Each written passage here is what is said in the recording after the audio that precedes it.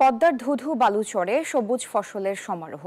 অল্প খরচে ফলন ভালো হওয়ায় লাভবান হচ্ছে কৃষক। রাজশাহীর পদ্মার চর থেকে বিস্তারিত জানাবেন সহকর্মী মতিউর মর্তুজা। যুক্ত হচ্ছি তার সাথে।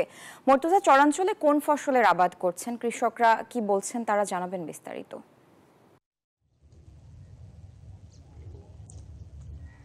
এছাড়া রাজশাহীর ধুধু পদ্মার বালুচর কৃষকের অক্লান্ত পরিশ্রমে কিন্তু এখন সোনালী ফসলের মাঠ। নানা ধরনের ফসল কিন্তু পদ্মার বিস্তীর্ণ চরে চাষ হচ্ছে। কৃষকরা বলছেন যে অল্প পরিশ্রমে এবং নামমাত্র কীটনাশক রাসায়নিক ব্যবহারের পরেও কিন্তু এখানে খুব ভালো ফলন হয়, ফলে কৃষকরা লাভবান হন। এবছর রাজশাহীর পদ্মার চরে মসুরের ডাল, ভুট্টা, খেসারি, মাসকলাই, টমেটো, চীনা বাদাম সহ বেশ ফসল চাষ হয়েছে। এসব ফসলের উৎপাদনও কিন্তু যথেষ্ট ভালো।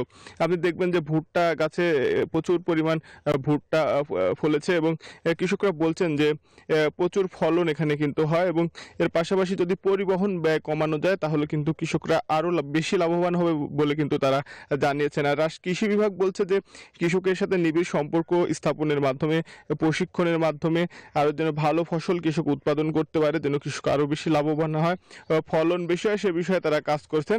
আর এবছর পদ্মার চরে 10,187 হেক্টর জমিতে 54,923 মেট্রিক টন ফসল কিন্তু উৎপাদন হচ্ছে। ফলে বিস্তীর্ণ যে পদ্মার চর, এই পদ্মার চর আর এখন কোনো পড়ে থাকছে না। কৃষকের অক্লান্ত পরিশ্রমে সোনালী ফসলের মাঠে কিন্তু পরিণত হয়েছে এই রাজশাহীর বিস্তীর্ণ পদ্মার চর। এই ছিল রাজশাহী থেকে সর্বশেষ সারা।